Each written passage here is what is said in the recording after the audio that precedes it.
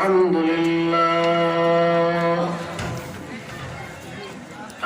لله نحمده ونستعينه ونستغفره ونؤمن به ونتوكل عليه ونعوذ بالله من شرور أنفسنا ومن سيئات أعمالنا من يهده الله فلا مضل له ومن يضلله فلا هادي له ونشهد أن لا إله إلا الله وحده لا شريك له ونشهد أن سيدنا وسندنا وحبيبنا وشفيعنا ومولانا محمدا عبده ورسوله الذي أرسل إلى كافة الناس بشيرا ونذيرا وداعيا إلى الله بإذنه وسراجا منيرا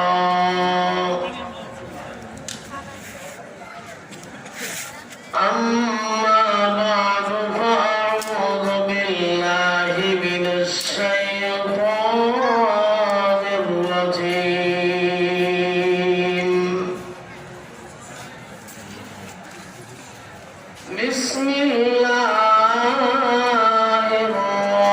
الرحمن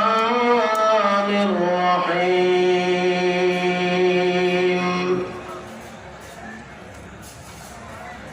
إنما يخشى الله من عباده العلماء وقال النبي صلى الله عليه وسلم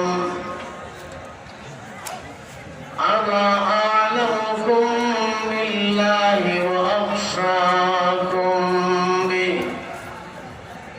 بارك الله لنا ولكم في القرآن العظيم ونفعنا وإياكم بالآيات والذكر الحكيم اللهم صل على محمد وعلى آل محمد كما صليت على إبراهيم وعلى آل إبراهيم إنك حميد مجيد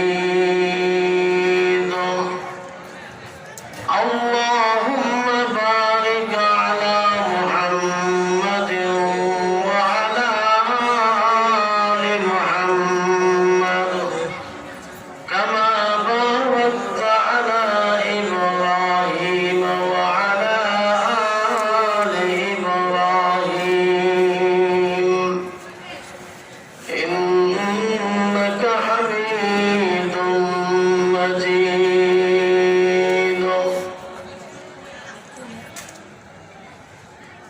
জামিয়া মুনিরিয়া ইসলামিয়া হাজীপাড়া শহীদ বাজার সিলেটের বার্ষিক ওয়াজ মাহফিলের সর্বশেষ অধিবেশনের উপস্থিত সম্মানিত সভাপতি সাহেব, উলামায়ে কেরাম, মুরব্বিয়ানে আযম, আমার প্রাণপ্রিয় যুবক ভাইরা,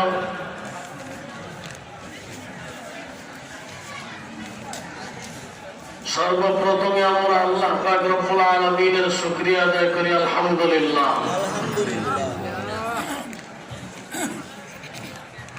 শুকরিয়া কেন আদায় করব? আল্লাহ পাক রব্বুল আলামিন বলতেছেন লাইন শাকারতুম লা আযীদান্নাকুম ওয়া লাইন কাফারতুম ইন্না আযাবি লাশাদীদ। যদি তোমরা আমার নিয়ামতের শুকরিয়া আদায় করো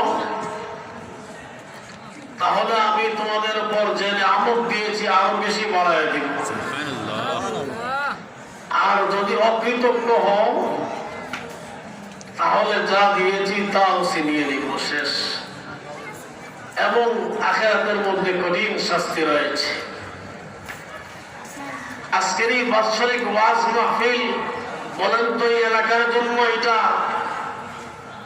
আনন্দের বিষয়, গৌরবের বিষয় না দুঃখের বিষয়? বলেন না, আনন্দের বিষয়।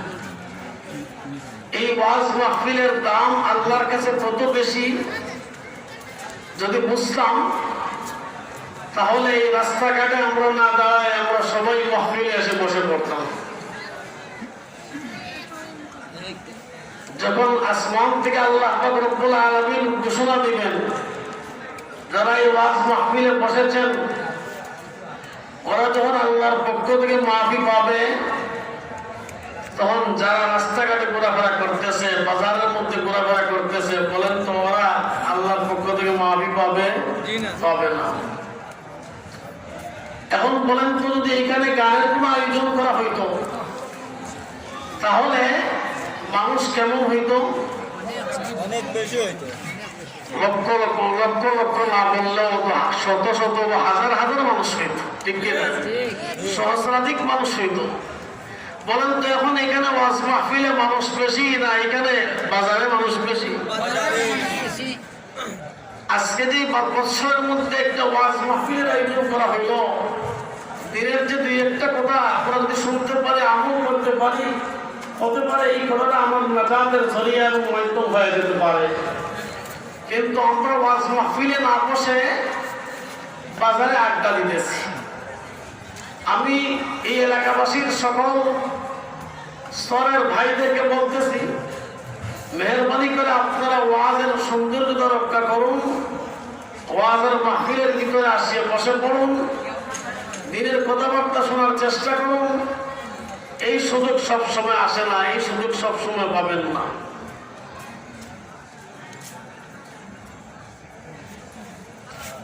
আল্লাহ পাক রব্বুল আলামিন যে আমাদেরকে এইরকম দিনই মাহফিলে বসার, দুই একটা কথা শোনার সুযোগ দিয়েছেন, হতে পারে কাল কিয়ামতের দিন ওই বসাটা এবং শোনাটাই আমাদের নাজাতের জরিয়া এবং মাধ্যম হতে পারে, ঠিক কিনা?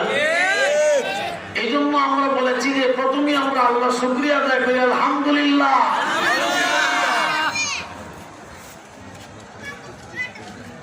আল্লাহ শুকরিয়া আদায় করলে দাম বাড়ে, আর শুকরিয়া আদায় না করলে দাম কমে। বনি ইসরাইলের যুগে হযরত মূসা আলাইহিস সালামের জামানায় এক ব্যক্তি অত্যন্ত সম্পদশালী ছিল, এত বেশি টাকা পয়সার মালিক ছিল, সে নিজে হিসাব করতে শেষ করতে পারে না, হিসাব করতে করতে আর শেষ হয় না। মূসা আলাইহিস সালামকে বলল যে আপনি তো আল্লাহর সাথে কথাবার্তা বলেন, তো আল্লাহর কাছে একটু বলবেন আল্লাহ তাআলা যেন আমার সম্পদকে একটু গোনার উপযোগী বানায় দেন, যাতে করে বলতে পারি এমন সম্পদ যে গোনাই সম্ভব হচ্ছে না, এত বেশি সম্পদ আল্লাহ তাআলা দিয়েছেন, একটু গোনার যাতে বলতে পারি এই পরিমাণ সম্পদ যাতে আমাকে দেন। আরেক ব্যক্তি অত্যন্ত গরিব, গায়ের মধ্যে একটা কাপড় আছে, পরনে একটা কাপড় আর একটা লঙ্গি আছে, আর কিছুই নেই। ওই ব্যক্তি বলল মূসা আলাইহিস সালামকে, আপনি তো আল্লাহর সাথে কথাবার্তা বলেন, আল্লাহর কাছে একটু বলবেন আমি একেবারে গরিব মানুষ, অসহায়, আমার কিছুই নাই, গায়ের মধ্যে একটা কাপড় আছে আর পরনে একটা লঙ্গি আছে, আর আমার আর কিছুই নেই, শুধুমাত্র একটা চাদর আমার কাঁধের মধ্যে আছে। মূসা আলাইহিস সালাম আল্লাহর কাছে বললেন, আল্লাহ পাক রব্বুল আলামিন বললেন যে ব্যক্তি একেবারে গরিব নিঃস্ব, তাকে তুমি বলবে সে যেন আমার শুকরিয়া আদায় বেশি বেশি করে, সে যেন আমার বেশি বেশি শুকরিয়া আদায় করে, তাহলে আমি তার নিয়ামত, তার সম্পদ আরো বেশি বাড়ায় দিব। আর যে ব্যক্তি প্রধান সম্পত্তির মালিক হয়েছে, সম্পদের কোনো সীমা নাই, তাকে ওই কথা বলে জানাই দিবেন সে যেন আমার শুকরিয়া বন্ধ করে দেয়, তার সম্পদ কমে যাবে। হযরত মুসা আলাইহিস সালাম প্রথমে ওই অসহায় গরিব ব্যক্তির সাথে সাক্ষাৎ হইল। অসহায় গরিব ব্যক্তিকে বললেন, আল্লাহ পাক রব্বুল আলামিন বলেছেন, তুমি আল্লাহ পাক রব্বুল আলামিন তোমাকে যে অসংখ্য অগণিত নিয়ামত দান করেছেন, ওই সব অসংখ্য অগণিত নিয়ামত তুমি পেয়েছো, এর জন্য তুমি আল্লাহর কাছে বেশি বেশি শুকরিয়া আদায় করবে। তুমি যদি আল্লাহর শুকরিয়া আদায় করো, আল্লাহ পাক রব্বুল আলামিন তোমার সম্পদ আরো বেশি বাড়ায় দিবেন। ওই নিঃস্ব অসহায় ব্যক্তি উত্তর দিয়ে বলে, হে মুসা নবী, আমি আল্লাহর কি নিয়ামত পেয়েছি? আমার গায়ের মধ্যে শুধুমাত্র একটা কাপড়, পরনে মাত্র একটা কাপড় আর একটা লুঙ্গি, আর কাঁধের মধ্যে শুধুমাত্র একটা চাদর, আর কিছুই নাই। আমি কি নিয়ামত পেয়েছি? কোন নিয়ামতের শুকরিয়া আদায় করব? এই কথা বলার সাথে সাথে এমন বাতাস এসেছে, সেই বাতাস আসিয়ে প্রথমে তার কাঁধ থেকে ওই কাপড়টা সরায় নিল। এমন দ্রুত গতিতে বাতাস আসছে যে তার পরনে যে কাপড় ছিল, যে লুঙ্গি ছিল, সেগুলো তার গা থেকে সরায় নিয়ে গেল। একেবারে উলঙ্গ হয়ে গেল, একেবারে নিঃস্ব হয়ে গেল, কিছুই নাই। কেন নাই? আল্লাহ শুকরিয়া আদায় করে নেই, অকৃতজ্ঞ হয়েছে। বলেন তো, আল্লাহর দেয়া নিয়ামত একটা বুক করতেছেন না অসংখ্য অগণিত? বাতাস কার নিয়ামত? এক মুহূর্তের জন্য যদি আমার বাতাস বন্ধ হয়ে যায়, শ্বাস গ্রহণ করতে না পারি, তাহলে বলেন তো আমি বাঁচব না মরে যাব? আমার জীবনের দাম কতটুকু? মানুষের বাতাসের দাম এত বেশি, আমি যে বাতাস গ্রহণ করতেছি আর ছাড়তেছি, যখন আমার লাংস দুর্বল হয়ে যায়, বাতাস গ্রহণ করতে না পারি, তখন মেশিনের সাহায্যে আমার বাতাস গ্রহণ করতে হয়। বলেন তো ওই সময় বাতাস গ্রহণ করতে আর ছাড়তে আমার টাকা লাগে না লাগে না? লাগে নাকি? তাহলে আমি যে সারা জীবন প্রতিদিন 24 ঘন্টা 24,000 বার শ্বাস গ্রহণ করতেছি আর ছাড়তেছি, এত নিয়ামত যে আল্লাহর পক্ষ থেকে ভোগ করতেছি, মেডিকেলে যদি ভর্তি হয়ে শ্বাস গ্রহণ করতে আর দিতে টাকা দেওয়া লাগে, তাহলে আমার জীবনে যদি আল্লাহ বলতেন তুমি আমাকে ওইভাবে টাকা দিতে হবে, তাহলে বলেন তো আমরা কে কে টাকা দিয়ে আর বাঁচতে পারবো? আল্লাহর দেয়া নিয়ামত গ্রহণ করতেছি বাতাস, আল্লাহর দেয়া নিয়ামত গ্রহণ করতেছি পানি। পানি কার নিয়ামত? এটাকে আমরা বলি অপর নাম জীবন। পানির অপর নাম কি? জীবন। কেমন নিয়ামত? এটাকে আমরা জীবন বলি। পানি না হইলে মানুষ বাঁচবে না। কত বড় নিয়ামত পানি! আপনি যদি 3 দিন পর্যন্ত, 3-4 দিন পর্যন্ত তাপের মধ্যে থাকেন, রৌদ্রের তাপে থাকেন, সূর্যের আলোর মধ্যে যদি থাকেন, আর যদি পানি না পান, তৃষ্ণার্ত হইয়া একেবারে কাতর হয়ে যান, এমন অবস্থা যদি আপনার হয় যে আপনার জান বের হয়ে যাবে, ওই সময় যদি আপনার কোন বন্ধুকে আপনি বলেন তুমি আমাকে 1 গ্লাস পানি দাও, হাত দিয়ে ইশারা দিয়ে বললেন আমাকে 1 গ্লাস পানি দাও, আমি মরে যাচ্ছি, ওই সময় যদি আপনার বন্ধু বলে যে আমি তোমাকে 1 গ্লাস পানি দিব, তবে কিন্তু একটা শর্ত আছে, ওই শর্তটা হলো তোমার জীবনে যত টাকা কামাই করেছ, ওই জীবনের সব টাকাগুলো তোমার 1 গ্লাস পানির বিনিময়ে দিতে হবে। আপনারা বলেন তো দিবেন কিনা? দিবেন কিনা? কেন দিবেন? এই জন্য দিবেন যে আমি যদি এখন এক গ্লাস পানি পাই, আমার জীবনের সব টাকা পয়সা নিয়ে যাক, অসুবিধা নাই, প্রথমে বাঁচি, যদি বাঁচতে পারি আর অনেক টাকা অর্জন করতে পারবো, না বাঁচলে আর কি করবো, যাই কামাইছি তাই শেষ, ঠিক কিনা? তাহলে বোঝা গেল জীবনের সমস্ত সম্পত্তির দাম এক গ্লাস পানির চেয়েও কম। এখন যদি আপনার কোনো বন্ধু বলে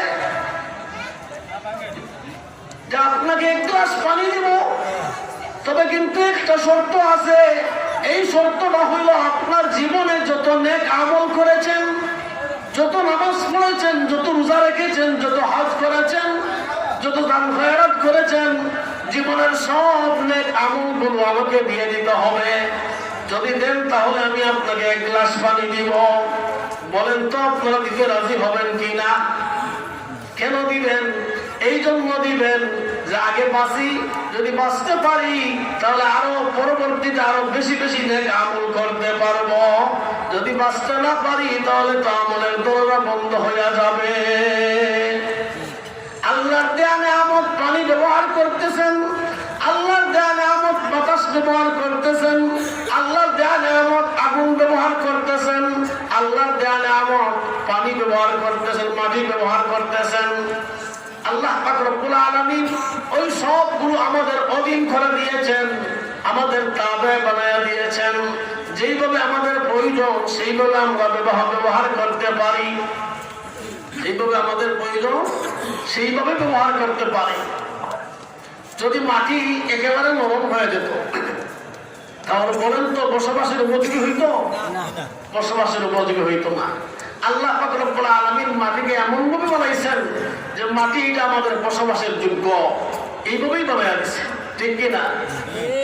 পানি যদি এমন হইতো যে পানি খাইলেই অবস্থা খারাপ, সমুদ্রের পানি যেইভাবে লবণাক্ত, এইভাবে যদি আমার এই পানি লবণাক্ত হইতো তাহলে বলেন তো আমাদের অবস্থা কেমন টাইট হইতো? আল্লাহ পাক রব্বুল আলামিন আমাদের যেইভাবে প্রয়োজন সেইভাবে আমাদেরকে দান করেছেন। আল্লাহ পাক রব্বুল আলামিনের দেয়া অসংখ্য অগণিত নিয়ামত ভোগ করতেছি, এরপর আল্লাহর শুকরিয়া আদায় করতে রাজি না। রাজি না হওয়ার কারণে ওই ব্যক্তির কি দশা ঘটলো? তার গায়ের কাপড় পর্যন্ত খুলে একেবারে উলঙ্গ হয়ে গেল। মুসা আলাইহিস সালাম গেলেন ওই ধনী ব্যক্তির কাছে। ধনী ব্যক্তির কাছে গিয়ে বললেন, যাওয়ার পরে সে বলল, হ্যাঁ নবী মুসা, আপনি আল্লাহর কাছে কি বলেছেন? বলে, হ্যাঁ আমি আল্লাহর কাছে বলেছি। আল্লাহ তাআলা কি উত্তর দিয়েছেন? আল্লাহ তাআলা উত্তর দিয়েছেন যে আপনি যদি আল্লাহর শুকরিয়া আদায় করা বন্ধ করে দেন তাহলে আপনার সম্পদ কমে যাবে।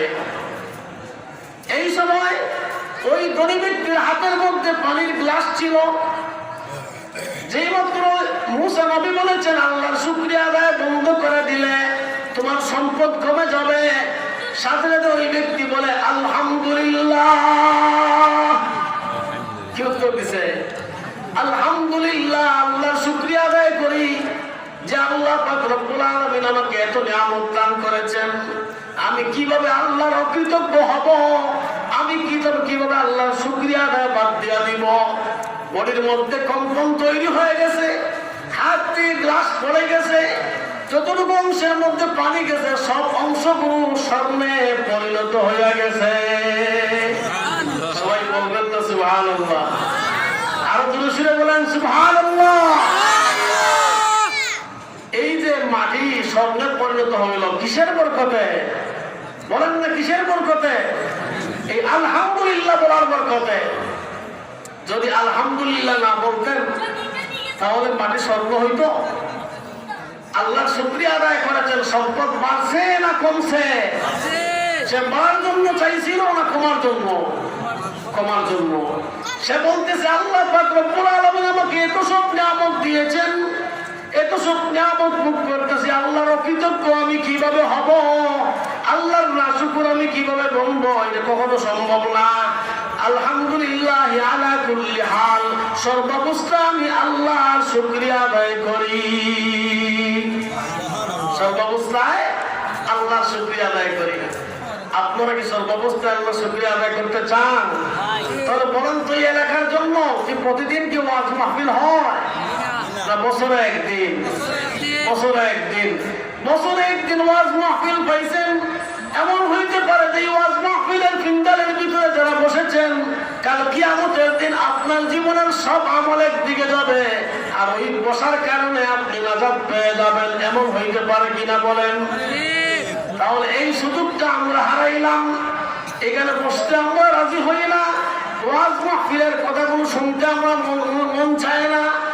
গান বাজনার আসর হইলে সেখানে দেখা যায় মানুষের বিয়ে হয়ে যায়, যেখানে ফেরেশতারা টাকা তো দূরের কথা, যারা জিন্নাত যারা ইমানদার তারাও সেখানে থাকতে পারে না। থাকতে পারে রহমতের ফেরেশতারা দূরে সরে যায়, বরং সেখানে যারা জিন্নে মুমিন তারাও থাকতে পারে না। যাই হোক, আমি আপনাদের সামনে কোরআনে কারীমের এক আয়াত তিলাওয়াত করেছি।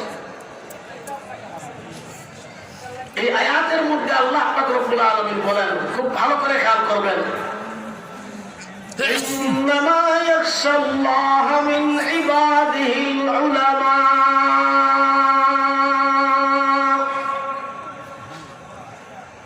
নিঃসন্দেহে একমাত্র আল্লাহ তাআলাকে ভয় করে একমাত্র আলেম উলামারাই। কারা আল্লাহকে একমাত্র ভয় করে? কারা? আলেম উলামারাই। আলেম উলামারাই একমাত্র আল্লাহকে ভয় করে। উলামারাই বলেছেন। এই কথা থেকে বোঝা গেল তারা আলেম না, তারা আল্লাহকে ভয় করে না। আপনারা যারা এখানে বসে আছেন বলেন তো আপনারা কয়জন আলেম? আপনারা কি আল্লাহকে ভয় করেন না? আপনারা কি নামাজ পড়েন না? আপনারা কি রোজা রাখেন না? আপনারা কি হজ করেন না? অবশ্যই করেন। তাহলে একমাত্র আলেমরাই আল্লাহকে ভয় করে, আপনারা ভয় করেন না? আল্লাহ তাআলা কি বললেন? সেই প্রশ্নের জবাবটা বোঝার দরকার আছে না নাই? তাহলে ভালো করে খেয়াল করুন। আল্লাহ পাক রব্বুল আলামিন বলেন, ইন্নামা ইয়াখশাল্লাহা মিন ইবাদিহিল উলামা। নিঃসন্দেহে আলেম উলামারাই একমাত্র আল্লাহকে ভয় করে। আলেমরাই একমাত্র আল্লাহকে ভয় করে। আল্লামা আলুসি রহমতুল্লাহ আলাইহি এই আয়াতের ব্যাখ্যায় উল্লেখ করেছেন যে এখানে আলেম কাকে বলে তার সংজ্ঞা উল্লেখ করেছেন। ভালো করে খেয়াল করবেন, দেখবেন আপনারা আলেম না আলেম না। খুব খেয়াল করে শুনুন। আল্লামা আলুসি রহমতুল্লাহ আলাইহি বলেন, ইন্নামা ইয়াখশাল্লাহা মিন ইবাদিহিল উলামা। আলেমরাই একমাত্র আল্লাহকে ভয় করে। আলেম কারা?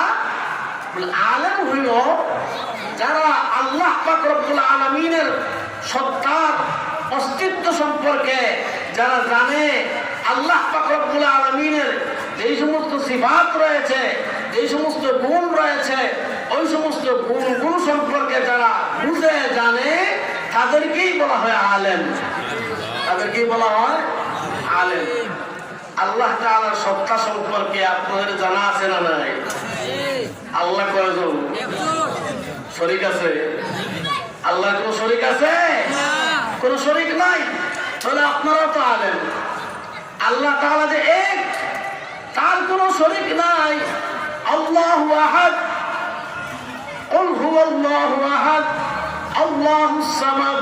আল্লাহ পাক রব্বুল আলামিন পবিত্র কালামে শরীফের মধ্যে সূরা ইখলাসের মধ্যে একমাত্র আল্লাহর একত্ববাদ সম্পর্কে একটা মাত্র সূরা নাযিল করেছেন। এখানে আর কোনো আলোচনা নাই। এই সূরার মধ্যে আল্লাহ পাক রব্বুল আলামিন বলেন, হে নবী আপনি বলে দিন আল্লাহু আহাদ, আল্লাহ এক। আল্লাহ কয়জন? আল্লাহু আহাদ। কুল হুয়াল্লাহু আহাদ, হুয়াল্লাহু আহাদ, আল্লাহ এক। আল্লাহুস সামাদ, আল্লাহ কারো মুখাপেক্ষী নন। কারো মুখাপেক্ষী নন। লাম ইয়ালিদ ওয়া লাম ইউলাদ, তিনি কারো সন্তান নন এবং কারো কোনো সন্তান নাই। কথা বুঝে আসছে কিনা? আপনারা আল্লাহকে চিনেন? আল্লাহ কয়জন? বলেন না কয়জন? একজন। কোন শরীক আছে? কোন শরীক নাই। এবং আল্লাহর গুণ কতটা আপনারা তো শুনেছেন, প্রসিদ্ধ গুণ কতটা।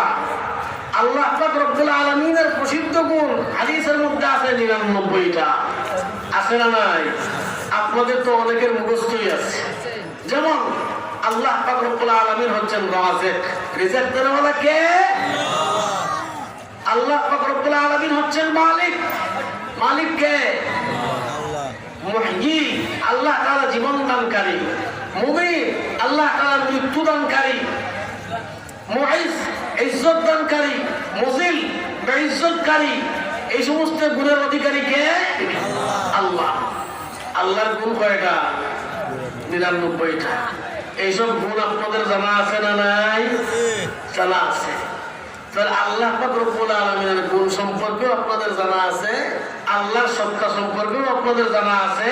যারা জানে তারাই আলেম, যারা জানে তারাই আলেম। ইন্নামা ইয়াখশাল্লাহ মিন ইবাদিহিল উলামা। একমাত্র আলেমরাই আল্লাহ পাক রব্বুল আলামিনকে বেশি ভয় করে। আল্লাহকে ভয় করে কারা? একমাত্র আলেমরাই। যারা আলেম তারাই একমাত্র আল্লাহকে ভয় করে। আলেম কারা? যারা আল্লাহর সত্তা সম্পর্কে জানে, আল্লাহর গুণ সম্পর্কে যারা জানে এবং বুঝে। আপনার আল্লাহর সত্তা সম্পর্কে জ্ঞান আসেনি? আল্লাহর গুণ সম্পর্কে জ্ঞান আসেনি? তাহলে আপনারা সবাই আলেম না বাইরে আলেম? আপনারা সকল আলেম। এখন আসেন, আল্লাহ পাক রব্বুল আলামিন বলেছেন আলেমরাই একমাত্র আল্লাহকে ভয় করে। আলেম কারা? যারা আল্লাহর সত্তা সম্পর্কে জ্ঞান রাখে, আল্লাহর সিফাত সম্পর্কে, গুণ সম্পর্কে জ্ঞান রাখে, তারাই একমাত্র আলেম। তারাই আল্লাহ তাআলাকে ভয় করে। এবং আপনারা সকল আলেম হয়ে গেলেন। এবং বলেন তো সকলের ভয় কি সমান? আমিও ভয় করি, আপনিও ভয় করেন। আব্দুল কাদের জিলানীও আল্লাহকে ভয় করেছেন, খাজা মঈনুদ্দিন চিশতিও আল্লাহকে ভয় করেছেন, শাহজালাল শাহফরানও আল্লাহকে ভয় করেছেন, সাহাবায়ে কেরাম আল্লাহকে ভয় করেছেন। বলেন তো সাহাবায়ে কেরামের ভয় আর আমাদের ভয় সমান না ব্যবধান? আউলিয়া কেরামের ভয় আর আমাদের ভয় সমান না ব্যবধান? ব্যবধান। যার যেই পরিমাণ ইলম আছে, যার যেই পরিমাণ জ্ঞান আছে, তার সেই পরিমাণ ভয় তার ভিতরে আসবে। এখন আসি আমরা, ইলম কয় প্রকার? ইলম হচ্ছে 3 প্রকার। ইলম মনে করেন একজন মানুষ ঢাকা থেকে সিলেটে আসছে, আসার পর আপনাকে বললো যে এইখানে দেখার মতো কি কোনো কিছু আছে? তো আপনি বললেন হ্যাঁ এখানে আছে। বলে কি আছে? বলে শাহজালাল রহমতুল্লাহ আলাইহির মাজার আছে। বলেন তো তার জ্ঞান হয়েছে কিনা? ইলম হয়েছে কিনা? এটা হলো ইলমের প্রথম ধাপ। 2 নম্বর ধাপ হইল, সে বলল যে আপনি যে বলতেছেন এখানে মাজার আছে, আমার পরিপূর্ণ বিশ্বাস হচ্ছে না, আমাকে নিয়ে দেখায় দিন। আপনি তাকে নিয়ে মাজারের এরিয়ার ভিতরে ঢুকাইয়া বললেন এইখানেই মাজার আছে, এই ভিতরে মাজার। মসজিদের নিচে এইখানে দাঁড়াইয়া বললেন ওইখানে উপরে মাজার আছে। এরপরও একদল মানুষ আছে, এটা হচ্ছে আপনার ইলমের 2য় নম্বর স্তর। এরপর আরেকগুলো আছে যারা বলবে যে না আমার তো ইয়াকিন হচ্ছে না, হতে পারে এখানে হয়তো কোনো ঘর বাড়ি, শাহজালালের মাজার না। তাকে কিভাবে দেখাইতে হবে? আপনি তাকে উপরে নিতে হবে। উপরে নিয়ে আপনি তাকে সরাসরি ডাইরেক্ট দেখাইলেন, এই দেখো এটা হচ্ছে শাহজালাল রহমতুল্লাহের মাজার। এটা হচ্ছে সবচেয়ে বড় ইলম। সর্বোচ্চ ইলম হচ্ছে ওই 3য় নম্বর স্তরের ইলম, সর্বোচ্চ স্তরের ইলম। যে ইলম, যে জ্ঞান আমাদের অর্জন হবে কাল কিয়ামতের দিন, যখন আমাদের মাথার উপরে সূর্য চলে আসবে, যখন আমাদের ডান দিকে আমাদের সামনে জাহান্নাম চলে আসবে, যখন বিচার কার্য আরম্ভ হবে, যখন আমরা জান্নাত জাহান্নাম দেখতে পাবো, ওই দিন আমাদের পরিপূর্ণ ইয়াকিন হবে। এটা হচ্ছে সর্বোচ্চ স্তরের ইলম। তবে সর্বোচ্চ স্তরে ইলম না হইল কমসে কম 2য় নম্বর ধাপের ইলম অর্জনের প্রয়োজন আছে। সর্বোচ্চ ইলম তো হবে কিয়ামতের দিন। এর আগে দুনিয়াতে কমসে কম দ্বিতীয় নম্বর স্তরে ইলমের প্রয়োজন আছে। এই দ্বিতীয় নম্বর স্তরে ইলম কিভাবে অর্জন করব? উদাহরণস্বরূপ মনে করেন একজন মানুষ, আপনি বললেন যে এইখানে শাহজালাল সাহেবের মাজার আছে, সে গেল, গিয়ে চক্ষু দ্বারা দেখলো, নিজ থেকে দেখছে, দেখে তার এক প্রকারের ইলম অর্জন হয়েছে। আরেকজন আর এইখান থেকে যে শুনছে তার আরেক প্রকারের ইলম অর্জন হয়েছে, যে উপরে উঠছে তার আরেক প্রকারের ইলম অর্জন হয়েছে। এই যে ইলম গুলো অর্জন হয়েছে, এগুলো চক্ষু দ্বারা দেখিয়া না দেখিয়া? বলেন না, চক্ষু দ্বারা দেখিয়া না দেখিয়া? চক্ষু দ্বারা দেখিয়া ইলম অর্জন হয়েছে না দেখিয়া? তাহলে বোঝা গেল চক্ষু দ্বারা দেখিয়া ইলম অর্জন হয়। ইলম অর্জনের স্তর কয়টা? তিনটা। বুঝা আসছে কিনা? আপনি একজনকে বললেন যে এখানে সুরমা নদী আছে, তার একটা ইলম অর্জন হয়েছে। সে বললো আমাকে দেখায় দেন, দেখাইলেন এই দেখেন সুরমা নদী। সে বললো না, এটা তো সুরমা নদী না। যদি বলে ঠিক আছে এটা সুরমা নদী, তার দুই নম্বরে কি হইল। আর যদি বলে না সুরমা নদী না, তাহলে তাকে সুরমা নদীতে ফেলে দিবেন। ফেলে দেওয়ার পর সাঁতার কাটা আরম্ভ করবে, বলবেন হ্যাঁ এটা ঠিক আছে নদী নদী। এই সাঁতার কাটা আরম্ভ হবে আমাদের কিয়ামতের ময়দানে। দুনিয়াতে আমরা চক্ষু দ্বারা দেখি ইলম অর্জন করি। ইলম অর্জনের স্তর তিনটা। কয়টা? তিনটা। চক্ষু দ্বারা দেখি ইলম অর্জন করি। ঠিক তেমনি ভাবে আমাদের অন্তরের মধ্যে দুইটা চক্ষু আছে। এইভাবে আমাদের বাহ্যিক দুইটা চক্ষু দ্বারা আমরা দেখি আমাদের তিন প্রকারের ইলম অর্জন হয়। ঠিক তেমনি ভাবে আমাদের অন্তরের মধ্যে দুইটা চক্ষু আছে, ওই চক্ষু দ্বারা দেখিও ইলম অর্জন হয়। ওই চক্ষু দ্বারা দেখিও কি হয়? ইলম অর্জন হয়। যার যেই পরিমাণ পাওয়ার হবে চক্ষুর লাইটের মধ্যে, তার সেই পরিমাণ ইলম অর্জন হবে। অন্তর্চক্ষুর মধ্যে যার যেই পরিমাণ পাওয়ার হবে, তার সেই পরিমাণ তার ইলম অর্জন হবে। আমার ইলম অর্জন, আপনার ইলম অর্জন আর শাহজালাল রহমতুল্লাহ আলাইহির ইলম অর্জন সমান না ব্যবধান? সমান না ব্যবধান? অনেক ব্যবধান। এখন বলেন দুনিয়াবি যেগুলো আছে, মনে করেন বললাম শাহজালালের মাজার, এখানে একটা মাদ্রাসা আছে, এই এলাকা দেখতেছেন আপনারা চক্ষু দ্বারা, এগুলো তো দেখতে পাওয়া যায় বাহ্যিক চক্ষু দ্বারা। বলেন তো কবরের জগৎ দেখা যায়? দেখা যায় না। হাসরের ময়দান এখন দেখা যাচ্ছে? দেখা যাচ্ছে না। আল্লাহকে দেখা যাচ্ছে? আল্লাহকেও দেখা যাচ্ছে না। যেগুলো বাহ্যিক চক্ষু দ্বারা দেখা যায় না, অন্তরের চক্ষু দ্বারা দেখতে হয়, ওইটার নাম হইল ঈমান। ওইটার নাম কি? ঈমান। বাহ্যিক চক্ষু দ্বারা দেখা যায় না, অন্তরের চক্ষু দ্বারা দেখা যায়, ওইটার নাম হইল ঈমান। বাহ্যিক চক্ষু দ্বারা দেখিয়া বিশ্বাস করতে হয় না, অন্তরের চক্ষু দ্বারা বিশ্বাস করতে হয়, তার নামই হইল ঈমান।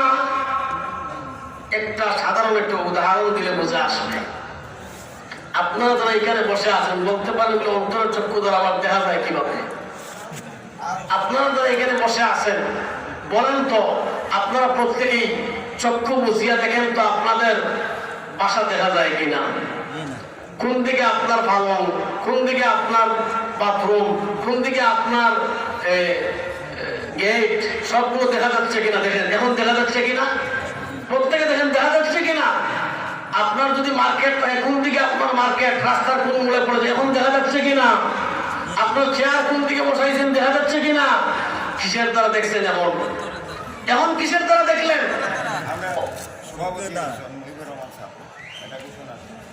এখন দেখেছেন অন্তরের চক্ষু দ্বারা। কিসের দ্বারা দেখেছেন? অন্তরের চক্ষু দ্বারা দেখেছেন।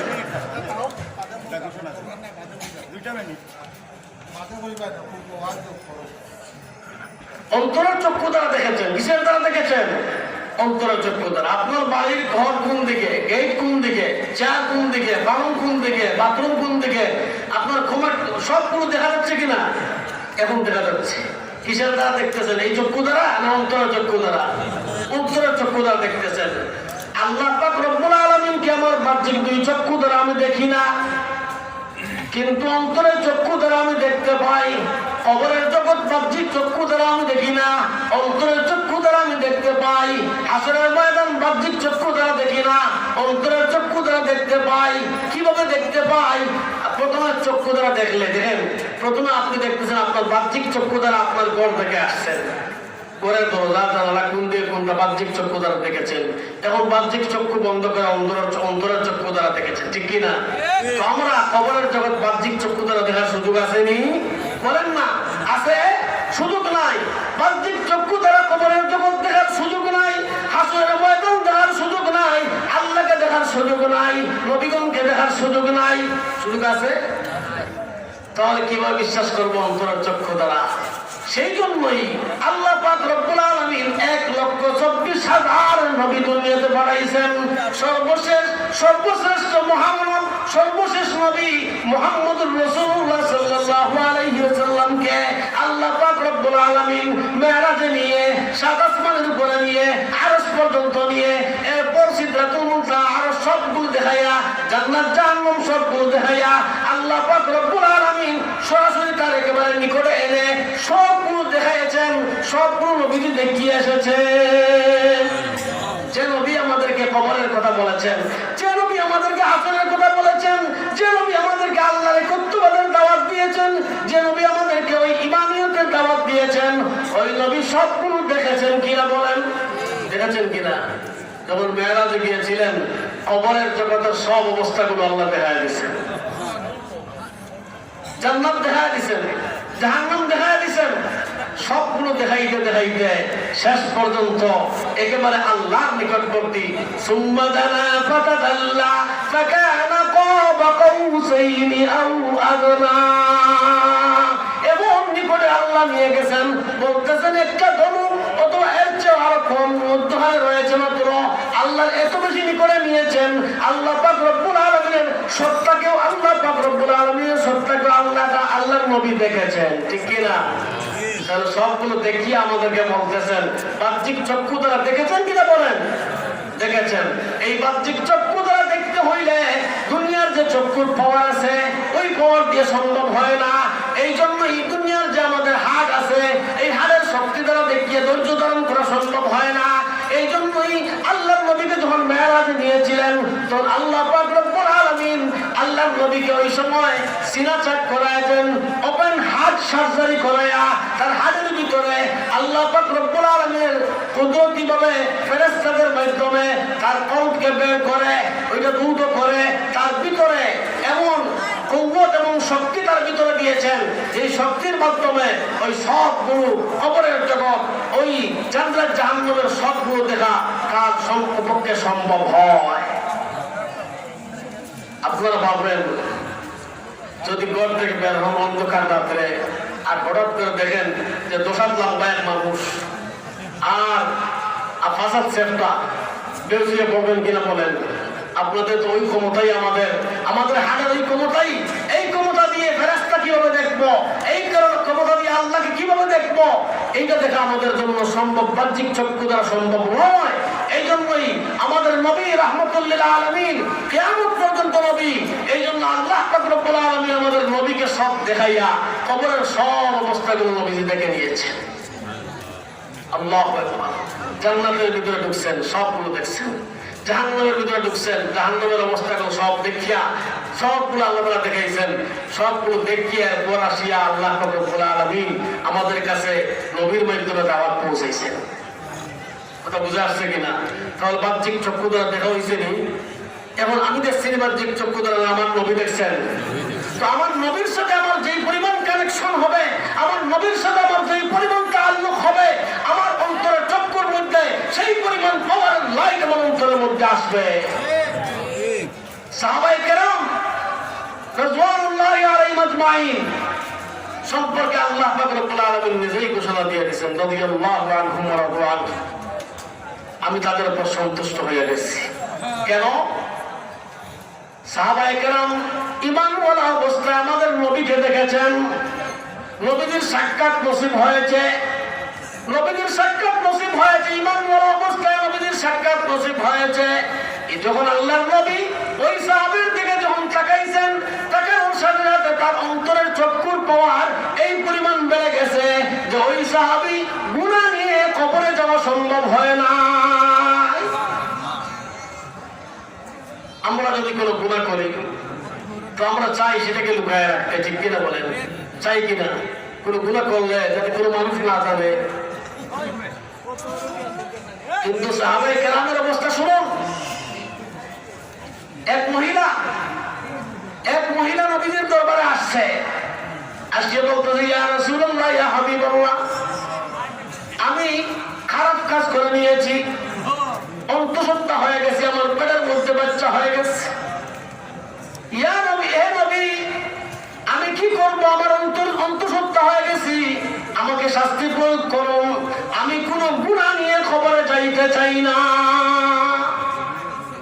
নবীজি বললেন, তুমি গুনাহ করেছ, তোমার পেটের সন্তান তো গুনাহ করে নাই, সন্তান যখন প্রসব হবে এরপর তুমি আমার কাছে আসিও।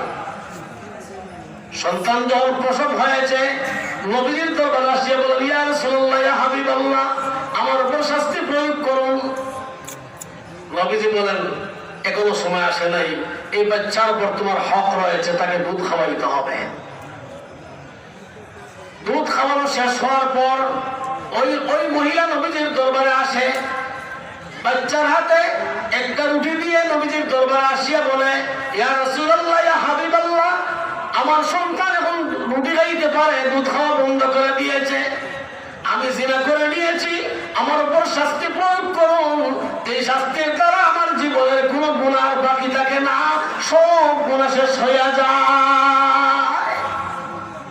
কেন? সাহাবায়ে কেরাম ঈমান বলা অবস্থায় নবীজিকে পেয়েছেন, ঠিক কিনা? সাহাবায়ে কেরাম ঈমান বলা অবস্থায় নবীজিকে পেয়েছেন, নবীজিকে দেখেছেন। এই জন্য নবীজির অন্তরের লাইটের যে পাওয়ার, কেমন পাওয়ার? নবীজির অন্তরের লাইটের পাওয়ার। আল্লাহ নবী বলেন, উতিতু ইলমাল আউয়ালিন ওয়াল আখিরিন, আগের পরের সব ইলম আমাকে আল্লাহ দিয়ে দিয়েছেন। আল্লাহু আকবার। আমি আমার সামনে যেভাবে দেখতে পাই, আমার পিছন সেইভাবে দেখতে পাই। আমরা আমাদের সামন দেখি, পিছন দেখিনি, বলেন না? নবীজি তার ওনার সামন যেভাবে দেখতে পান, পিছন সেইভাবে দেখতে পান। সেই নবীর অন্তরের মধ্যে আল্লাহ কেমন পাওয়ার দিয়েছেন, সেই পাওয়ার বলা লাইটের অন্তরের চক্ষুর আলো যখন আলো ওই সাহাবীদের উপরে পড়েছে, এই জন্য সাহাবীদের উপর আল্লাহ তাআলা রাজি হইয়া রাদিয়াল্লাহু আনহুম ওয়া রাদু আনহু ঘোষণা দিয়ে দিয়েছেন। এই জন্য সাহাবায়ে কেরামের দ্বারা কোনো গুনাহ করা সম্ভব হয় নাই। হঠাৎ কোনো গুনাহ করে ফেললে সাথে সাথে তওবা করে নিতেন, তার শাস্তির জন্য প্রস্তুত হয়ে যেতেন। কথা বোঝা যাচ্ছে কিনা? তো সাহাবায়ে কেরামের ভিতরে আল্লাহর সত্তা সম্পর্কে, আল্লাহর গুণ সম্পর্কে যেই পরিমাণ ইলম ছিল, ওই পরিমাণ তাদের ভিতরে ভয় আসছে। আমাদের যেই পরিমাণ আল্লাহ সম্পর্কে আমাদের ইলম আছে, আমাদের আল্লাহর গুণ সম্পর্কে যেই পরিমাণ ইলম আর জ্ঞান আছে, সেই পরিমাণ আমরা ভয় করি। বলেন তো, ভয়ের মধ্যে সমান না ব্যবধান? ব্যবধান। হযরত আব্দুল্লাহ ইবনে মুবারক রাহমাতুল্লাহ আলাইহি জমানার সবচেয়ে বড় মুহাদ্দিস ছিলেন। ওনার কাছে আসি এক ব্যক্তি বলে, হুজুর, আমার একটা প্রশ্ন। বলে, কি প্রশ্ন? বলে, সাহাবায়ে কেরামের মধ্যে আলোচিত সমালোচিত সাহাবী হচ্ছেন মুআবিয়া রাদিয়াল্লাহু তাআলা, আর তাবেঈনের যুগে ওমর ইবনে আব্দুল আজিজ রাহমাতুল্লাহ আলাইহি, উনি এমন বড় বিচারক ছিলেন, এমন বড় বাদশা ছিলেন ওমর ইবনে আব্দুল আজিজ, যার যুগে বাঘ এবং বকরি একই গাকে পানি খেয়েছে, বাঘ বকরির উপর আক্রমণ করে নাই। কত বড় মানুষ ছিলেন ওমর ইবনে আব্দুল আজিজ। তো বলতেছে, দেখুন, আব্দুল্লাহ ইবনে মুবারক রাহমাতুল্লাহ আলাইহির কাছে আসিয়ে বলতেছে যে, বলেন, আমি এই প্রশ্নের জবাব জানতে চাই, ওমর ইবনে আব্দুল আজিজের ওমর ইবনে আব্দুল আজিজ উত্তম না মুআবিয়া রাদিয়াল্লাহু আনহু উত্তম? হযরত আব্দুল্লাহ ইবনে মুবারক রাহমাতুল্লাহ আলাইহি বলেন, মুআবিয়া রাদিয়াল্লাহু আনহু তো সাহাবী, ওমর ইবনে আব্দুল আজিজ তো সাহাবী না। তুমি তো সাহাবীর সাথে তুলনা করতেছো। জেনে রাখো,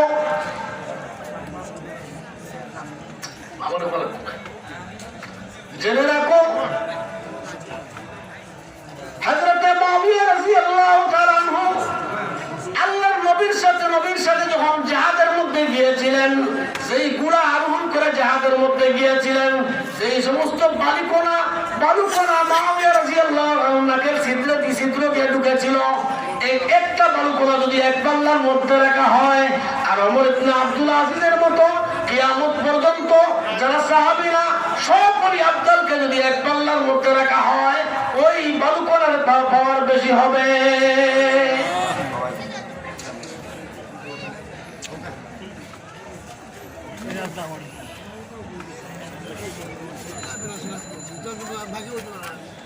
সম্মানিত এলাকাবাসী, আমাদের মঞ্চে উপস্থিত হয়েছেন আমাদের অত্র এলাকার বিশিষ্ট মুরব্বী ৭ নং ওয়ার্ড আওয়ামী লীগের সভাপতি জনাব মহিবুর রহমান সাবু। আমাদের মধ্যে আরও উপস্থিত হয়েছে এই মাদ্রাসার প্রতিষ্ঠাতা সুযোগ্য সন্তান আমিনুর রহমান গাজী উপস্থিত হয়েছেন। আমাদের মঞ্চে উপস্থিত হয়েছেন আমাদের অত্র এলাকার আরেক কৃতি সন্তান হারুন কাজার মসজিদের মতোয়াল্লি জনাব মকসুদ খান। মকসুদ খানকে মঞ্চে আসার জন্য অনুরোধ জানাচ্ছি।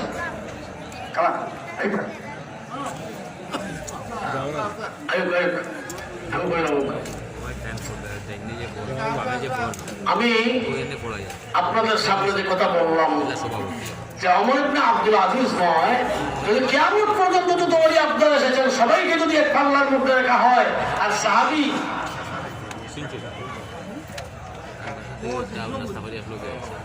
সম্মানিত উপস্থিতি, আমাদের সভাপতি আমাদের আজকের মাহফিলের জন্য অনুদান দিয়েছেন ৫,০০০ টাকা।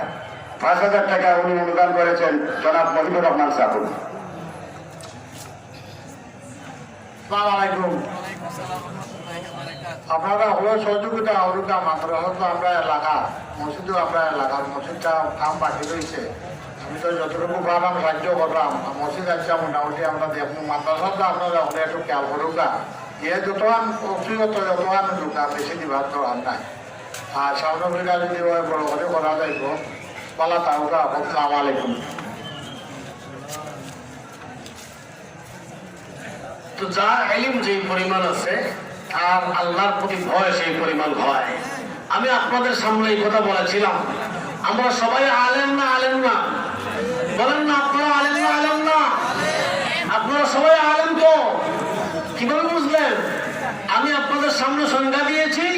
আল্লামা আলুসি রহমতুল্লাহ আলী বলেছেন ওরাই আলেম যারা আল্লাহর সত্তা সম্পর্কে, আল্লাহর সমস্ত গুণ সম্পর্কে যারা জানে এবং বুঝে, তারাই হচ্ছেন আলেম। যে পরিমাণ জানবে, যে পরিমাণ বুঝবে, সেই পরিমাণ আল্লাহকে ভয় করবে। হযরত আব্দুল্লাহ ইবনে মুবারক রাহমাতুল্লাহ আলাইহি যার কথা উল্লেখ করলাম একটু আগে, আব্দুল্লাহ ইবনে মুবারক রাহমাতুল্লাহ আলাইহির কয়েকটা বাগান ছিল। আপেলের বাগান, আঙ্গুরের বাগান, খেজুরের বাগান, বিভিন্ন বাগান ছিল, অনেক বাগান ছিল। যখন ওই ফলগুলো ফলার সময় হইত, তখন আব্দুল্লাহ ইবনে মুবারক রাহমাতুল্লাহ আলাইহি গানের আয়োজন করতেন, বিশাল গানের আয়োজন করতেন। সুন্দরী গায়িকা নারীদেরকে একত্রিত করতেন। ওরা গান বাজনা করত, ঢোলকি বাজিয়ে গান বাজনা করত, আর ফুর্তি আমোদ হইত, আর আরেক দিকে ফল ফলা হইত।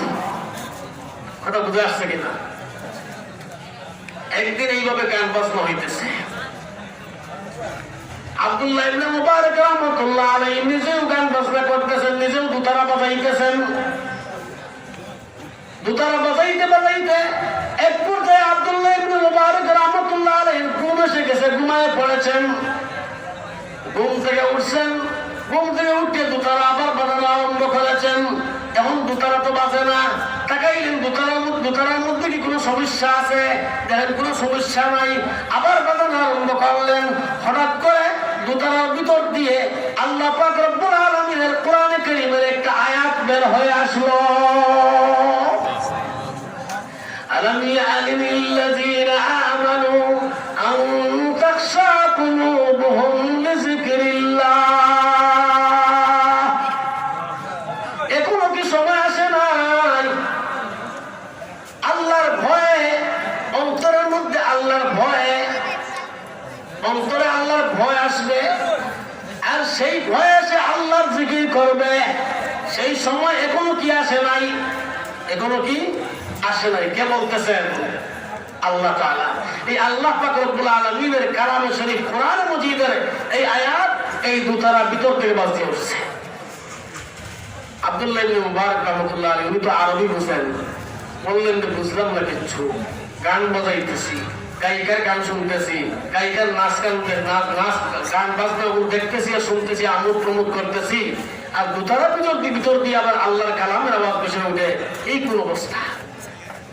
যে কালামের মধ্যে আছে এখনো তো সময় আসে নাই তুমি আল্লাহর ভয়ে আল্লাহর জিকির করবে।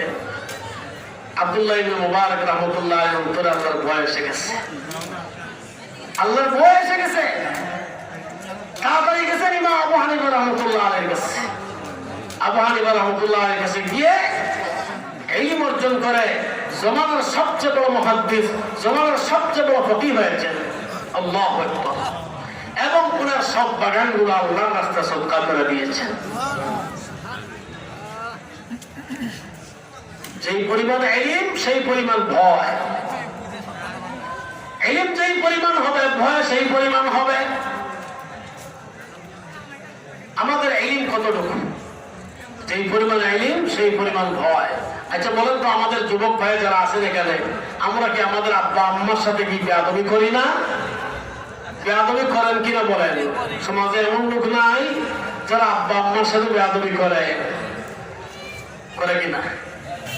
আল্লাহ পাক রব্বুল আলামিন তো মা বাবাকে অনেক সম্মান দিয়েছেন, মা বাবাকে সম্মান দিতে বলেছেন। কেমন সম্মান দিতে বলেছেন? আল্লাহ তাআলা বলতেছেন, وَقَضَى رَبُّكَ أَلَّا تَعْبُدُوا إِلَّا إِيَّاهُ وَبِالْوَالِدَيْنِ إِحْسَانًا إِمَّا يَبْلُغَنَّ عِندَكَ الْكِبَرَ أَحَدُهُمَا أَوْ كِلَاهُمَا فَلَا تَقُل لَّهُمَا أُفٍّ وَلَا تَنْهَرْهُمَا وَقُل لَّهُمَا قَوْلًا كَرِيمًا واخفض لهما جناح الذل من الرحمة وقل رب ارحمهما كما ربياني صغيرا। আল্লাহ পাক রব্বুল আলামিন বলতেছেন, وقضى ربك, নবীজিকে জানায় দিচ্ছেন, হে নবীজি শুনেন, আপনার রব সিদ্ধান্ত গ্রহণ করে দিয়েছেন। কি সিদ্ধান্ত? আল্লাহ তা'বুদু ইল্লা ইয়্যাহু, যে ইবাদত কার হবে না, একমাত্র আল্লাহ। বলেন তো ইবাদত কার হবে? একমাত্র কার? রাসূল বলেন কার ইবাদত করব? একমাত্র আল্লাহর ইবাদত করব। আপনারা বুঝে গেছেন ইবাদত কার করব? আল্লাহ কয়জন? আল্লাহ কয়জন? আল্লাহর ছেলে আছে, মেয়ে আছে, স্ত্রী আছে। আল্লাহ কি কারো সন্তান? লাম ইয়ালিদ ওয়া লাম ইউলাদ ওয়া লাম ইয়াকুল লাহু কুফুয়ান আহাদ। আল্লাহ নিজেই জানায় দিচ্ছেন। অথচ খ্রিস্টানরা ঈসা আলাইহিস সালামকে আল্লাহর পুত্র মনে করে, ইহুদিরা উযায়ের আলাইহিস সালামকে আল্লাহর পুত্র মনে করে, পৌত্তলিকেরা ফেরেশতাদেরকে আল্লাহর স্ত্রী মনে, আল্লাহর মেয়ে মনে করে। কথা বুঝে আসছে কিনা? আল্লাহর ছেলে আছে, মেয়ে আছে, স্ত্রী আছে, ভাই আছে। তাহলে তো বুঝা গেল আপনারা আল্লাহকে চিনেন। তো আল্লাহকে যখন চিনছেন, আল্লাহর গুণ জানেন, আল্লাহ আমাদের রিজেক্টদাতা, আল্লাহ আমাদের মালিক, আল্লাহ আমাদের খালিক, আমাদের সবগুলি যখন জানা আছে, তাহলে আমরা সকল আলেম। যেই পরিমাণে ইলম আছে সেই পরিমাণ আমাদের আল্লাহর ভয় আমাদের ভিতরে আসবে। তো আমি বলেছি আল্লাহর ভয় অন্তরে আসতে হইলে, আজকে সমাজের মধ্যে আমাদের ভিতরে আল্লাহর ভয় নাই, এই জন্য আল্লাহর কথাও মানতে রাজি হই না। আল্লাহ নিজে বলতেছেন, وَقَضَى رَبُّكَ أَلَّا تَعْبُدُوا إِلَّا إِيَّاهُ, ইবাদত একমাত্র আল্লাহরই করতে হবে, আর কারো করা যাবে না। وَبِالْوَالِدَيْنِ إِحْسَانًا, পিতামাতার সাথে সদ্ব্যবহার করতে হবে।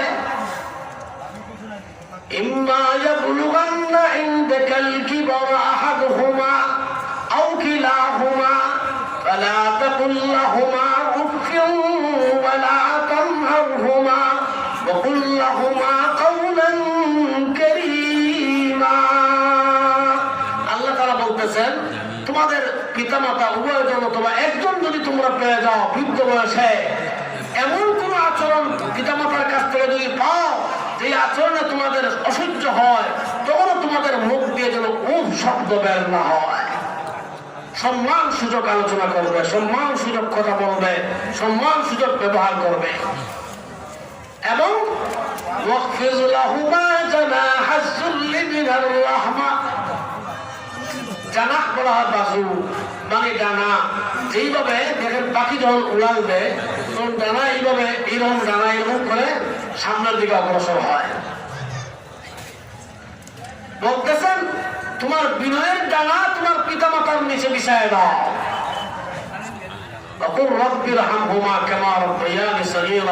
আর বলো যে তুমি কেমন তোমার পিতামাতার সম্মান করবে, তুমি তোমার পিতামাতার কেমন দয়া করবে, তুমি পিতামাতার কেমন কদর করবে। বলতেছেন রব্বির হামহুমা কামা রাব্বায়ানি সগীরা। আল্লাহর উপর ছেড়ে দাও। আয় আল্লাহ, আমার পিতামাতা আমি যখন ছোট ছিলাম তখন আমাকে যেইভাবে দয়া মায়া করে লালন পালন করে বড় করেছেন, আয় আল্লাহ তুমি আমার পিতামাতাকে সেইভাবে দয়া মায়া করো। শিখাই দিয়েছেন কে বলেন? কে শিখাই দিয়েছেন?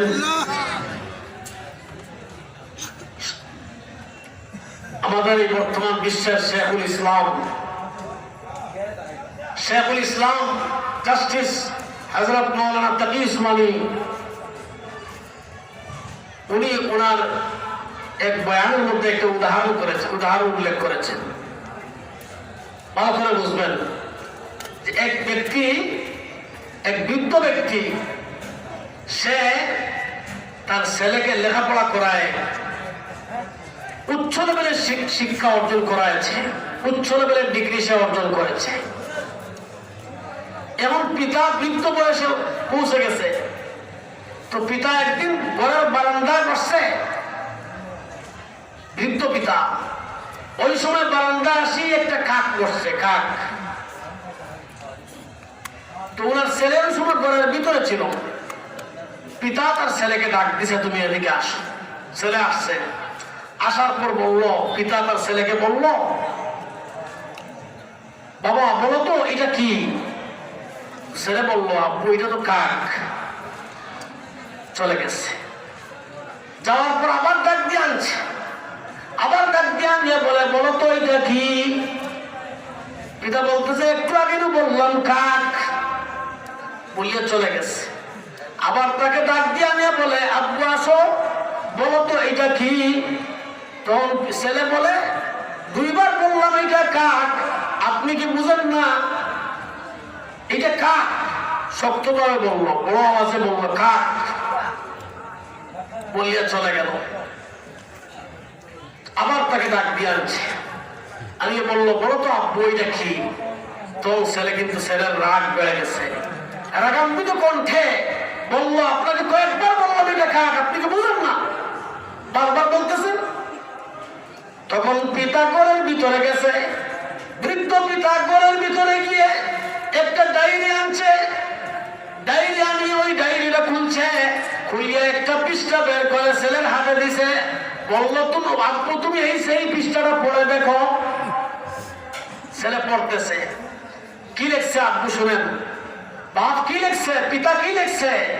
পিতা লিখতেছে, আমার এই ছেলে, এই যে ছেলে পড়তেছে, আমার এই ছেলে যখন ছোট শিশু ছিল তখন আমি ঘরের বারান্দায় বসেছিলাম তাকে নিয়ে। ওই সময় একটা কাক আসিয়ে ঘরের বারান্দার সামনে বসছে। সে আমাকে বললো, আব্বু এটা কি? আমি বললাম কাক। আবার বললো, আব্বু এটা কি? আমি বললাম কাক। আবার বললো, আব্বু এটা কি? আমি বললাম কাক। বারবার সে বলে, আব্বু এটা কি? আমি বারবার উত্তর দিই, বলি কাক। প্রথমবার বলার পর যেই আমি উত্তর দিতে যেই মজা পাই, দ্বিতীয়বার উত্তর দিতে এর চেয়ে বেশি মজা পাই, তৃতীয়বার উত্তর দিতে এর চেয়ে বেশি মজা পাই, চতুর্থবার উত্তর দিতে এর চেয়ে বেশি মজা পাই। এইভাবে আমার ছেলে আমাকে এইটা কি বলতে বলেছে মোট 35 বার। কয়বার বলেছে? 35 বার। 35 বার আমি উত্তর দিয়েছি এটা কাক। এই কথা বলার পর পিতা ছেলেকে বলল, দেখো ছেলে আর পিতার মহব্বতের ব্যবধান কতটুকু, ছেলে আর পিতার মহব্বতের ব্যবধান কতটুকু। আমরা কতটুকু মহব্বত করি, পিতা মাতার কতটুকু মহব্বত করি, কতটুকু কদর করি। আল্লাহ নবী তো বলেছেন, ওমা জান্নাত ওয়া নার, ওরা তোমাদের জান্নাত, ওরা তোমাদের নার, ওরা তোমাদের জাহান্নাম। আরে পিতা মাতার সাথে বেয়াদবি করলে কলিমা নসিব হয় না। জেনে রাখবেন, কলিমা নসিব হয় না যদি পিতা মাতা আপনার উপর নারাজ থাকেন। এক সাহাবী হযরত আলকামা রাদিয়াল্লাহু তাআলা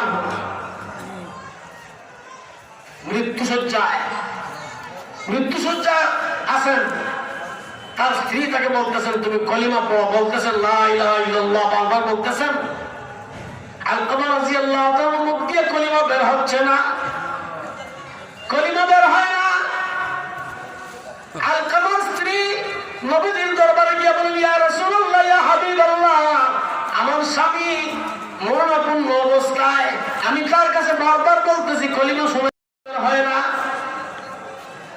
নবীজি হযরতে বিলাল রাদিয়াল্লাহু তাআলা সহ আরো একজন সাহাবী দিয়ে পাঠাইলেন, তোমরা যাও দেখি আসো অবস্থাটা কি। তারা গেলেন, গিয়ে কলিমা বললেন, কলিমা তো বের হয় না, জবান বের হয় না, কথা বের হয় না, জবান বন্ধ হয়ে গেছে। আসিয়া বললেন তো জবান বন্ধ হয়ে গেছে। নবীজি বললেন যাও, আবার যাও, গিয়ে দেখো তার পিতা মাতা আসেনি। গেলেন, গিয়ে দেখলেন তার পিতা নাই, মাতা আছে। আসিয়া বললেন, ইয়া রাসূলুল্লাহ, তার তো মা আছে, পিতা নাই। নবীজি বললেন তার মাকে নিয়ে আসো। তার মা কিন্তু ছেলের ঘরে থাকে না, পৃথক আলাদা থাকে। মা আসছে, আসার পর নবীজি বলেন, তোমার ছেলের অবস্থা কেমন, তোমার ছেলের অবস্থা জানতে চাই। মা বলে, আমার ছেলে তো অত্যন্ত ভালো, তার আমল অত্যন্ত বেশি, খুব বেশি আমল করে, খুব বেশি দান খয়রাত করে, কিন্তু আমি তার ঘরে থাকি না, তার থেকে পৃথক থাকি, তার সাথে আমার সম্পর্ক নাই, আমার সাথে সে অত্যন্ত খারাপ আচরণ করেছে, এই জন্য আমি তার কাছে থাকি না, তার থেকে আমি পৃথক থাকি। এই কথা বলিয়া মহিলা নিজের বডির মধ্যে দিয়ে একটা দাঁত দেখায় বলে, ইয়া রাসূলুল্লাহ, ইয়া হাবিবাল্লাহ, দেখেন আমার ছেলে আমাকে এইভাবে প্রহার করেছে। নবীজি বলেন, তুমি তোমার ছেলেকে মাফ করে দাও, সে মৃত্যুসজ্জায়, তুমি মাফ না করার কারণে তার কলিমা নসিব হচ্ছে না, তুমি মাফ করে দাও। সে বলল, আমি মাফ করতে পারবো না, আমার দ্বারা মাফ করা সম্ভব না। নবীজি বলেন, হে সাহাবায়ে কেরাম, তোমরা আলকামাকে নিয়ে আসো। আলকামাকে আনা হইল। নবীজি বলেন, লাকড়ি একত্রিত করো, লাকড়ি একত্রিত করে আগুন জ্বালাও। আগুন জ্বালানো হইল। নবীজি বলেন, আলকামাকে আগুনের মধ্যে পুড়ে দাও, জীবিত অবস্থায় আগুনের মধ্যে পুড়ে দাও। মরার পর যখন জাহান্নামে যাবে, তাহলে দুনিয়াতেই আগুনে জ্বালায় দাও। এই কথা যখন মা দেখছে, বলেন তো মার পাশে, মার যতই শক্ত মন হোক না কেন, সেই শক্ত মন, মার মন তো কত শক্ত, যতই শক্ত মন হোক না কেন, সংসারের জন্য মার মন সবচেয়ে বেশি নরম। সাথে সাথে মার চক্ষু দিয়ে পানি বের হয়ে গেছে। মা বললেন, আমি তাকে মাফ করে দিলাম। জবান দিয়ে উচ্চারণ হয়ে গেল, লা ইলাহা ইল্লাল্লাহ মুহাম্মাদুর রাসূলুল্লাহ। সবাই বলেন, লা ইলাহা ইল্লাল্লাহ। জিকির করেন, লা ইলাহা ইল্লাল্লাহ, লা ইলাহা ইল্লাল্লাহ, লা ইলাহা ইল্লাল্লাহ, লা ইলাহা ইল্লাল্লাহ মুহাম্মাদুর রাসূলুল্লাহ। হযরত মুসা আলাইহিস সালাম আল্লাহর দরবারে বললেন, আয় আল্লাহ, জান্নাতে আমার শাদী কে হবে, আমাকে একটু দেখায় দিন। কে বললেন? মুসা নবী, যিনি কালিমুল্লাহ, আল্লাহ তার সাথে কথা বলেন। জান্নাতে আমার সাথে কি হবে আমাকে দেখায় দিন। আল্লাহ পাক রব্বুল আলামিন বলেন, হে মুসা, তুমি অমুক শহরে যাও, অমুক শহরের অমুক দোকানের সামনে গিয়ে যাকে পাবে সেই তোমার জান্নাতের সাথী হবে। মুসা আলাইহিস সালাম সেই শহরের সেই জায়গার মধ্যে গিয়ে দেখলেন এক ব্যক্তিকে। ওই ব্যক্তির মাথার মধ্যে একটা উড়া, একটা থলি, বাক্সের মতো একটা থলি। তাকে সালাম দিলেন। সালাম দেওয়ার পর ওই ব্যক্তি মুসা আলাইহিস সালামকে বলল, আপনি আমার বাড়ির মেহমান হবেন তো? আপনি কি আমার বাড়ির মেহমান হবেন? মুসা বললেন, হ্যাঁ অবশ্যই হব। মুসা চলে গেলেন তার বাড়িতে, সেও গেল তার বাড়িতে। বাড়িতে যাওয়ার পর ঘরের ভিতরে যখন ঢুকলো তখন তার মাথার সেই উড়া, মাথার সেই থলি, এই বাক্সের মতো যেটা, সেটাকে নিকটে রাখছে, রাখিয়ে খানার ব্যবস্থা করছে। খানার ব্যবস্থা একেবারে রেডি। ওই অবস্থায় মুসা যখন খাইতে বসছেন, সেও খাইতে বসছে। সে এক লুকমা খায় আর দুই লুকমা ওই থলির ভিতরে, ওই উড়ার ভিতরে দেয়, বাক্সের ভিতরে। মুসা তাকাইতেছেন যে বাক্সের ভিতরে, এই যে থলির ভিতরে কাকেই দুই লুকমা দেয়, কে এই বাক্সের ভিতরে আছে তাকাইতেছে, দেখতেছেন না। হঠাৎ করে এক ব্যক্তি আসছে, আসছে দরজার মধ্যে আওয়াজ দিচ্ছে, খটখট করে আওয়াজ দিচ্ছে। ওই ব্যক্তি উঠছে দরজা খোলার জন্য। ওই সুযোগে মুসা আজম ওই থলির ভিতরে দিয়া তাকাইলেন। তাকাইয়া দেখেন একজন বৃদ্ধ পুরুষ আর একজন বৃদ্ধা মহিলা। একজন বৃদ্ধ পুরুষ, একজন বৃদ্ধা মহিলা। ওই বৃদ্ধ পুরুষ, ওই বৃদ্ধা মহিলা, ওই দুইজন মুসা আলাইহিস সালামকে দেখার সাথে সাথে হেসে হাসছে, মুস্কি হাসি দিল। মুস্কি হাসি দিয়ে হঠাৎ করে কি হাত ধরে দোয়া আরম্ভ করলো। দোয়া করেই তারা উভয়জন ইন্তেকাল করে নিল। এই ব্যক্তি দরজা থেকে যখন ফিরিয়ে আসছে, আসিয়া মুসা আলাইহিস সালামকে ওই থলির ভিতরের দিকে তাকানো দেখিয়া সে তার থলির ভিতরে তাকাইল। তাকাইয়া দেখে তার আব্বাও ইন্তেকাল করে নিয়েছেন, তার আম্মাও ইন্তেকাল করে নিয়েছেন, তার পিতা মাতা ছিল। সে বলল, হে মেহমান, আপনি কি মুসা কালিমুল্লাহ? আপনি কি মুসা নবী? মুসা আলাইহিস সালাম বললেন, আপনি কিভাবে বুঝলেন আমি মুসা নবী? আপনি বুঝলেন কিভাবে? সে উত্তর দিয়া বলে, আমার আব্বা আম্মাকে আমি দীর্ঘদিন থেকে মাথার মধ্যে নিয়ে এইভাবে নিয়ে আমি হাঁটতেছি, চলতেছি, ওরা চলাফেরা করতে পারেন না। মাথায় নিয়ে আমার আব্বা আম্মাকে নিয়ে আমি এইভাবেই চলি। অনেক বেশি বয়স হয়ে গেছে, দীর্ঘদিন থেকে আমার আব্বা আম্মা আল্লাহর দরবারে দোয়া করেন, আয় আল্লাহ, মুসা কালিমুল্লাহর সাথে সাক্ষাৎ না করাইয়া আমাদের সামনে আজরাইল পাঠাইও না। আজকে যখন আপনি তাকানোর সাথে সাথে তাদের জান চলে গেছে, ইন্তেকাল হয়ে গেছে, বুঝা গেল আপনি মুসা কালিমুল্লাহ। মুসা আলাইহিস সালাম সেই কথা শুনিয়া ওই ব্যক্তিকে বলেন, ঠিক আছে, আমি মুসা কালিমুল্লাহ, আমি মুসা নবী, তবে তোমার একটা সুসংবাদ আছে। তোমার একটা কি আছে? সুসংবাদ আছে। কি সুসংবাদ? তোমার সুসংবাদ হলো তোমার আব্বা আম্মা ওই যখন আমি তাদের দিকে তাকাইলাম, আমার দিকে মুস্কি হাসি দিয়া হাত ধরে একটা দোয়া করেছে। কি দোয়া করেছে? ওই দোয়া করেছে, আয় আল্লাহ, মুসা নবীর সাথে আমাদের সাক্ষাৎ হয়ে গেছে। আমাদের সন্তান দীর্ঘদিন থেকে আমাদেরকে মাথার মধ্যে নিয়ে আমাদেরকে চলাফেরা করে, হাঁটতে পারি না, চলতে পারি না, আমাদেরকে মাথার মধ্যে নিয়ে ঘোরাফেরা করে। এই সন্তান আমাদেরকে এত বেশি মহব্বত করে, এত বেশি মহব্বত করে, এত বেশি কষ্ট স্বীকার করেছে। আয় আল্লাহ, আমাদের সন্তানকে মুসা কালিমুল্লাহর সাথে জান্নাতে স্থান দিও।